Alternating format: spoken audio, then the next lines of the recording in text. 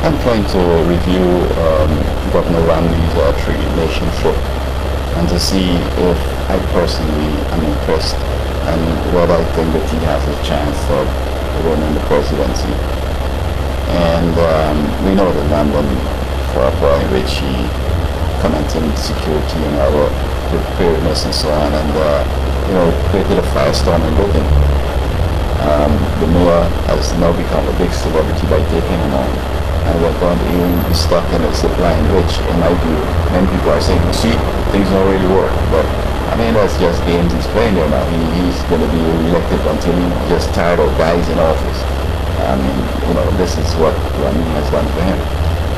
In this picture here, though, where he's sitting out with Prime Minister Cameron, you could see that, I'm not sure it's before or after he made comments, but Prime Minister Cameron here is being, very respectful and has his legs open and is gesturing and trying to make a point, whereas, the Britain Romney is sitting back and foot cross and analyzing. I'm not sure there's any analysis. There's just brotherhood and just camaraderie and just killing some time for a photo perhaps. But he's kind of like misreading the whole situation, and perhaps he thinks he's the president of the state, so he's trying to analyze to see if he's going to pull a fast one over him. However, I looked at the transcripts that were provided, and we have to keep in mind that basically he went to Israel on a fundraising joint. It compares the capital of Israel with the Palestinians, and show that Israel's is 21,000, while the Palestinians is 10,000 per person, per capita, the GDP. And right away this, looks like, wow, Israel is, doing so great, and calls a stark difference in economic vitality and so on. And then he goes on to talk about comparing nations that are close and so on, like Chile and Ecuador, Mexico and the United States, which in my view, he should just stick to Israel and just try to, make Israel feel good and make them want to, hand over that money. And he says that this has been his preoccupation when he travels to look at economic success of various countries and so forth. And he talks about the role about Guns, Germs and Steel by Jared Diamond. And Diamond was basically saying that the physical characteristics of the land could account for the difference in the success of the people that live there. So he was saying that if a land has enormous natural resources, then there's a chance that the people will be prosperous. And when you look at Africa has enormous, I don't think Romney understands what he's talking about, because there are a whole bunch of geopolitics and all kinds of stuff that, at play. The first world countries, will even give third world countries money just not to produce stuff, and just to, buy the stuff from overseas and so forth. Because when you look at the comparative advantage in many third world countries, we have a better, they do things cheaper. But of course, with the high standard of living and all the various other things, like goodies and freeness and so forth, cause things to be very expensive. So, the companies game to do well, don't plant corn, don't do tomatoes, we give you aid. And so to compare, if you're trying to be, scholarly and so forth, there's no comparison. You shouldn't waste time with that, because if you understand that sort of situation. And he talks about a professor by the name of Dr. Landis, who wrote about wealth and poverty of nations. He was a Harvard professor, former Harvard professor and so forth. And he concludes that it's the culture that makes a difference. Now, I'm not sure what he means by culture. Since he made such a big point about culture, he should have elaborated and let us understand what Israel culture is about, that is similar to what Dr. Landis is talking about. And so we can see, this book is really solid. Now, when you talk about culture, well, I don't even know what he's talking about culture, but in my sociology class in the 70s, culture was described as some ways and folkways and norms and mores that folks sort of create to facilitate living. And you could conclude that things like education, religion, family, the economy, politics, sports, war. These were the 7 basic institutions. Now, not every country would have these 7 because Israel doesn't seem to be a very great exporting nation as opposed to the United States and maybe England and some other countries, and so on. I mean, I've looked at the same situation why Latin America is not doing so well from North America. And it's aspects of the culture that is responsible for religion, for example, the type of laws that they have in Latin America as opposed to what we have in America here. The human rights. Each person has rights, and I think that Latin America still has the Middle Age things in which certain people in society have rights. Not everybody has rights. You can't buy the land, and you don't own the land, and so many different things they have. But finally, he talks about his son was teaching a class on how God and so on, and he just believes that God, bless Israel and got him over in that land and so forth.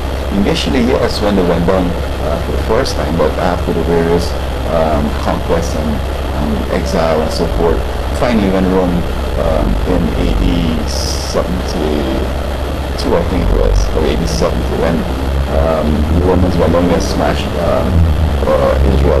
That was the end. They were not supposed to go out there, they were supposed to stay scattered. And so he's trying to continue the same farce that, God send them back there and so forth.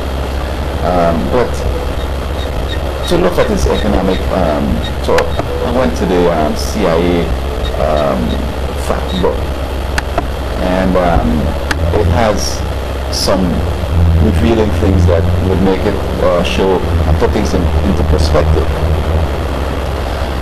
It says that Israel has a technologically advanced market economy with substantially, though diminishing, government participation.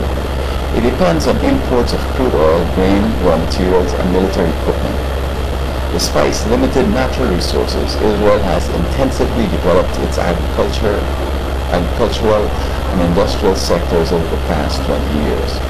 Israel imports substantial quantities of grain, but is largely self-sufficient in other agricultural products. Combiners, high technology equipment, and agricultural products, fruit and vegetables are the leading exports. Israel usually posts sizable trade deficits, which are covered by large transfer payments from citizens abroad and by foreign loans. Roughly half of the government's external debt is owed to the United States, its major source of economic and military aid. Israel's GDP has contracted slightly in 01 and 02, but due to the Palestinian conflict and troubles in the high technology sector. But it has grown about 5% per year since 03. So he's left out the point that Israel gets about $12 billion per year in economic aid, aside from military aid. And this is just from America. What about Germany? What about the other countries that give them aid? And the citizens all over the world try to get government contracts and try to do all kind of shimmy and so on and send them on to Israel. Instead of paying taxes, they'll send, Israel's like a charity. Send them your whole set of money, you get a tax, charitable slip, and you give it to your government. So, but that's how they get into big bucks over there.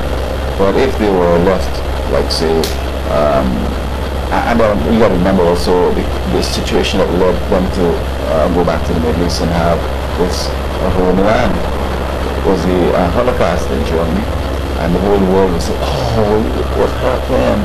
And everybody, shows sympathy and giving them money and giving them opportunity and so forth.